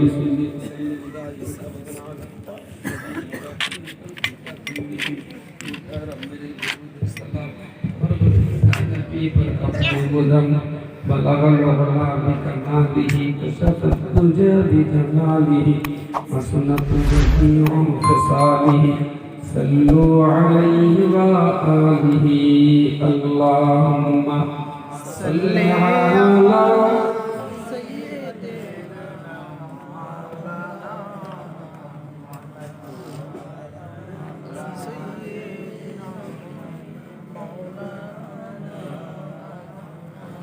আমি একটু দোয়া সাদা সেল কাজ করে আমার একজন হাজি সাহেব 500 টাকা দিয়ে তার মরহুম আব্বার জন্য একটু দোয়া চেয়েছেন, সবাই 500 টাকা দিয়েছে।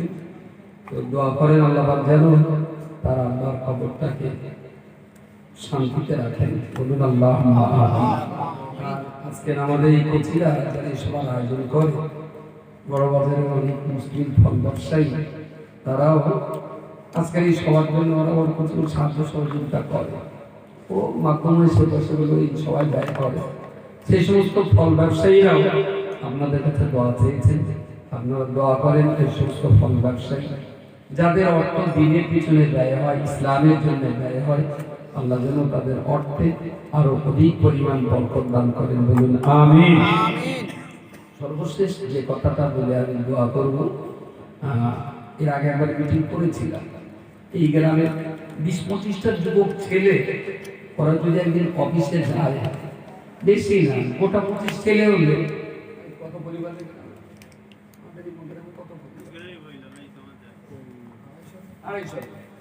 250 পরিবার নিয়ে আমাদের নারায়ণপুরে যায়।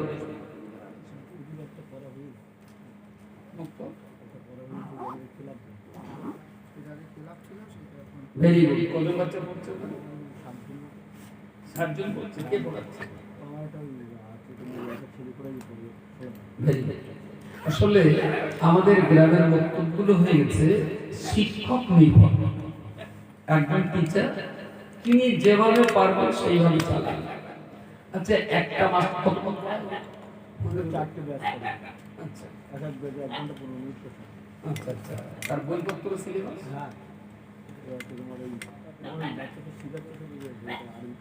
বেশ। আমি বলছি গ্রামটাকে সুন্দর করতে গেলে না, স্কুলের যেমন ধরুন 3 থেকে 6 বছরের একটা টিম, ICDS লেভেল 7 থেকে 11 বছর একটা টিম, প্রাইমারি লেভেল গ্রামের প্রতিষ্ঠিতা মা যারা সাংসারিক জীবনে প্রতিষ্ঠিতা মা, ওনাদের একটা টিম, হাই স্কুলের ছেলে মেয়ে 11 থেকে 18 বছরের 5 to 8 ওদের একটা টিম, 50-এর উপরে বৃদ্ধ মানুষদের জন্য একটা টিম, আর 18 বছরের উপরে আর 50-এর নিচে যুবকদের একটা টিম। শুধুমাত্র বাচ্চাদের পড়ালেই হবে। কেন বলছি বাচ্চাদের পড়ালাম তো, আর ওদের বলে দিচ্ছি করছি যেখানে লোক বিড়ি খায় তুমি যেন সেখানে যাবে না, যেখানে লোক গালিগালাজ করে তুমি সেখানে থাকবে না, ভালো মানুষের দিকে সালাম করবে। ওরে আমরা এসব শেখাই, বক্তব্য আলেম হাফেজরা এইসব শেখাই। ও বাড়ি যাওয়ার পরে ওর আব্বা লোক আছে 2 টাকা বিরিয়ানি দিন মা দোকান থেকে, বুঝতে পারেন? এই বাচ্চাটার যদি ভালো রাখতে হবে যেমন ওকে শেখাবে, আর যে পরিবারেও তুলে তুলে বেড়ে উঠবে ওই পরিবারটাও কিন্তু ভালো হওয়া জন্য। যদি ওর চারপাশের পরিবারটা ভালো না থাকে তাহলে শুধু বক্তব্যে পড়িয়েই কিন্তু আমি বাচ্চাকে ভালো রাখতে পারবো না। যার জন্য ওর আব্বাকেও পড়াবো আবার একটা টাইমে, ওর মাকেও আমরা পড়াবো একটা টাইমে। এই সিস্টেমটা ঠিকঠাক মতো চালাতে গেলে গ্রামের যে বাচ্চাগুলো 5-6-এ পড়তে পড়তে স্কুলে আর যায় না, ওদের স্কুলে পাঠাতে হবে। যে বাচ্চাগুলো এখনো ওখানে 70 জন 50 জনের মতন বাচ্চা, এই টোটাল 70 জন, তার মধ্যে মা বোন না 25 জন, এটা এখন মায়ের রাখে। এই গ্রামে যদি 250 পরিবার হয় তো মিনিমাম গ্রামের যুব আপনার 3 থেকে 18 বছর, 3 বছরের উপরে 18 বছরের নিচে এই লেভেলের বাচ্চা আছে খুব কমই যদি হয় 400 বাচ্চা আছে। 250 পরিবার মানে 3 বছর থেকে 18 বছরের বাচ্চা আছে প্রায় 400, পড়ছে তো মাত্র 30 জন বাচ্চা কি 40 জন, বাকি 370টা বাচ্চা লা ইলাহা ইল্লাল্লাহ মুহাম্মাদুর রাসূলুল্লাহ কর্মটা শিখবে কোথায়? আমি কি বলতে পারলাম? যে গার্জেনগুলো সচেতন তাদের বাচ্চা এসেছে, যে গার্জেনগুলো ঘুমিয়ে আছে তাদের বাচ্চা কিছু আসে, ওই গার্জেনদের ঘুম ভাঙাতে হবে। এই সবার জন্য যেরকম পাড়ায় পাড়ায় ভোট টোট দাঁড়াই, চাচি 2 টাকা দাও, আমাদেরকে বলতে হবে চাচি তোমার নাতিটা মুক্ত করে দাও, তবেই কিন্তু গ্রাম ধীরে ধীরে ধীরে ধীরে ঘুরবে। শুধু একজন টিচারের উপরে ভরসা করে একটা গ্রাম সুন্দর হবে আমি কখনো বিশ্বাস করি না। এর জন্য এর সঙ্গে গ্রামের ছেলেদের উপযুক্ত সময় দিতে হবে। প্রতিদিন 8 ঘন্টা করে টাইম দিলে ছাপ্পর ফাটানো কাজ হবে গ্রামে, কিন্তু তার জন্য একটা সিস্টেম, কিছু কাজের মানুষ, কিছু সময় দেওয়ার মানুষ দরকার। ঠিক আছে, রবিবারের সঙ্গে কথা বলে দেবো। হিসাব ছেলেদের সঙ্গে কথা বলেছে না? হিসাব বাড়ি আছে না? ওদের রবিবারের সঙ্গে গেছে সেন্টার বাড়ি আছে, ওনাদের সঙ্গে কথা হয়েছে। রমজান যাক, আবার একবার চেষ্টা করবো ইনশাআল্লাহ। আমাদের জন্য দোয়া করবেন, ভালো থাকবেন। হ্যাঁ, রমজান মাস পার হয়ে গেলে হয়তো আমার খেয়াল থাকবে। 3টে রমজান গেলেও কয়টি মানুষ বলো ভুলে যাবে। ও ভুলি যাবে না, আমার রমজান আসলে আমার মনে হয় ওরে পেটের ভিতর বাচ্চা তো গ্রহণ ধারণ করবে, কয়টি কখনো বললে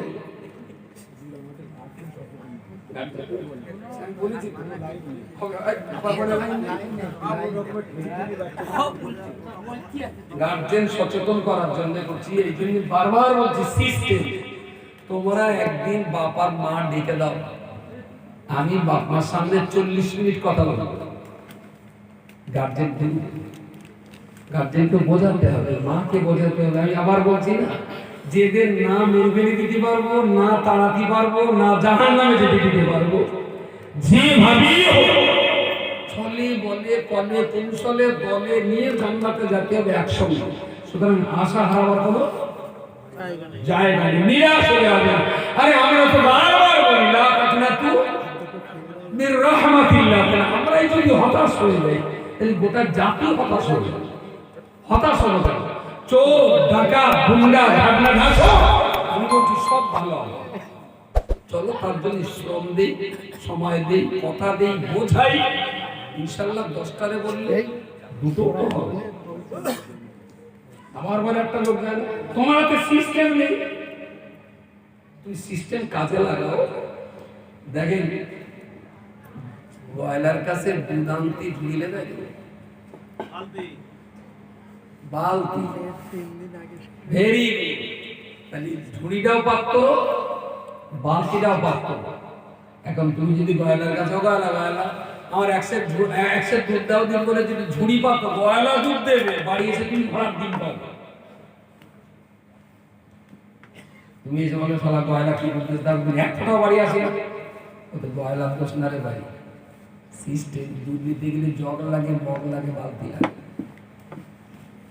কলসি কলসি, এত বড় কলসি, 20 লিটার পানি করা কলসির মুখে ঢাকনা, একটুখানি একটা মাল, ছোট্ট একটা মাল, আর মাত্র 2 লিটার ডালির হাঁড়ি, তার ঢাকনা কি বলো সরা, সরাতে হাঁড়ি ডাকে আর মালাতে দুটোই ঢাকনা। তুমি যদি মালাতে হাঁড়ি বিক্রি দাও,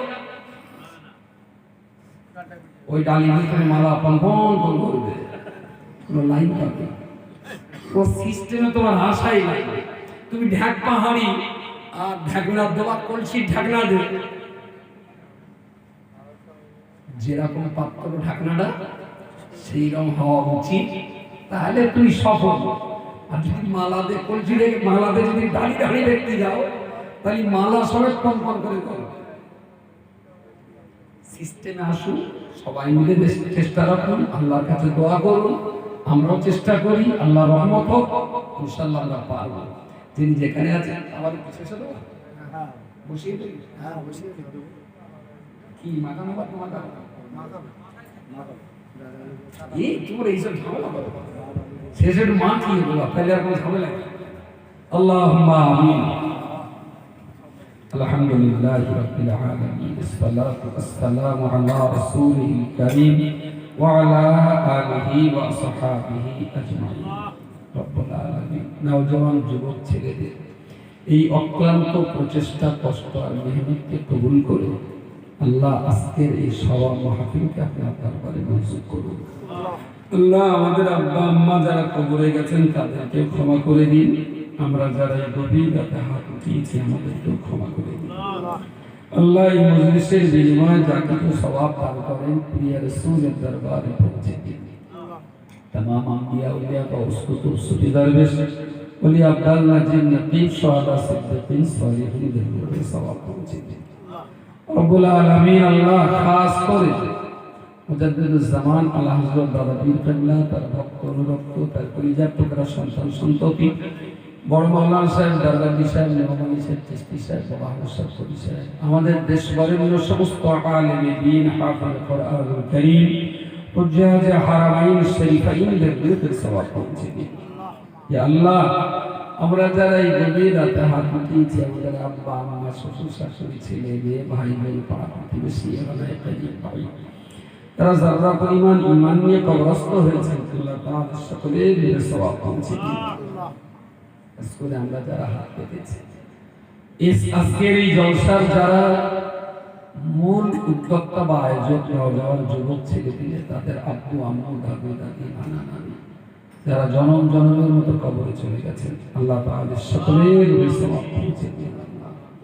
আল্লাহ নারায়ণপুর নামে গ্রামের মাটির নিচে যত আমাদের জানা অজানা ইমানদার আল্লাহওয়ালা মানুষ সাহিত্য আছেন, তাদের সকলের সওয়াব পৌঁছে দিন। আর তাদের বাণী দোয়া আমাদের সকলের নসিবে কবুল করুন। আল্লাহ যতটুকু পেরেছি ভুলে ভরা জগলের মধ্য দিয়ে আমরা সবাই মিলে চেষ্টা করেছি দিন ও ইমানের সত্য কথাগুলো মানুষের কাছে পৌঁছে দেওয়ার।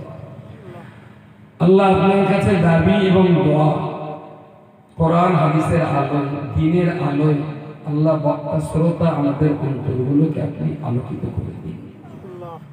ইবলিসের যাবতীয় কুমন্ত্রণা থেকে আল্লাহ আমাদের সবাইকে আপনি হেফাজত করুন। আল্লাহ আমাদের প্রত্যেককেই 5 ওয়াক্ত নামাজি বানিয়ে দিন। আল্লাহ আমাদের সবাইকে কোরআনের পাঠক বানিয়ে দিন। আল্লাহ আমাদের ভিতরে যত রকম শরীয়ত খেলাফের অভ্যাস রয়েছে আল্লাহ তা থেকে আমাদের সবাইকে আপনি দয়া করে বাঁচিয়ে দিন। আল্লাহ এই গ্রামের সবাই যাতে কোরআন শেখে, এই গ্রামের সব বাচ্চারা যাতে স্কুলে পড়াশোনা করে, গ্রামের সমস্ত মানুষ যাতে 5 ওয়াক্ত নামাজি হয়। আল্লাহ আপনি আসমানি রহমত আর বরকতের দুয়ার আমাদের সকল পরিবারের জন্য উন্মুক্ত করে দিন। আল্লাহ ইয়া রাব্বাল আলামিন, ইয়া আল্লাহ ইবলিস শয়তান কখনো চায় না যে বান্দা নামাজি হোক, বান্দা কোরআন শিখুক, বান্দা ভালো পথে চলুক।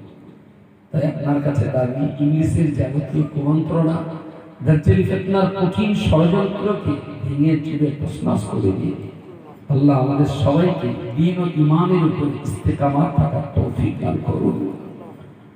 আল্লাহ ঈমানের সঙ্গে আসানি সহ ঈমানি হালাতে আমাদের নসিব করবেন। আর মৃত্যু পরবর্তী কবর, কিয়ামত, হাসর, সিরাত, মিজান, জাহান্নাম থেকে বাঁচিয়ে নিয়ে আল্লাহ জান্নাত আমাদের সকলের নসিব কবুল করুন। আল্লাহ যারা অসুস্থ আছে আপনি দয়া করে তাদের শেফা নসিব করুন। যারা ঋণ জালে জড়িয়ে পড়েছেন আল্লাহ দেনা পরিশোধ করার তৌফিক দান করুন। রব্বুল আলামিন সর্বোপরি আপনার কাছে একটি মাহবুব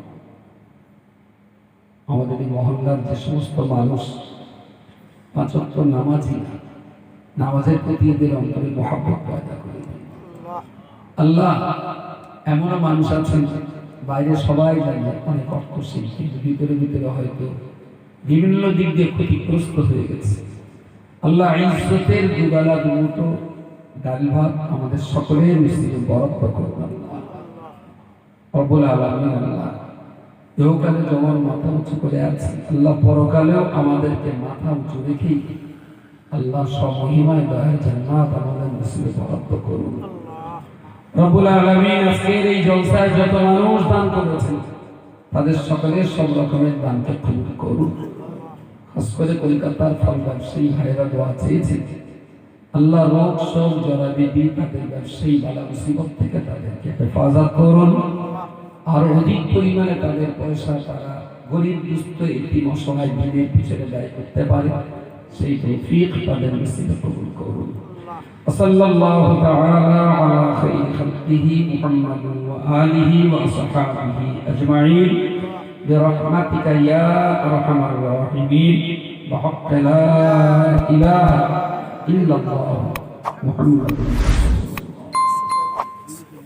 রাসূলুল্লাহ। আসসালামু আলাইকুম।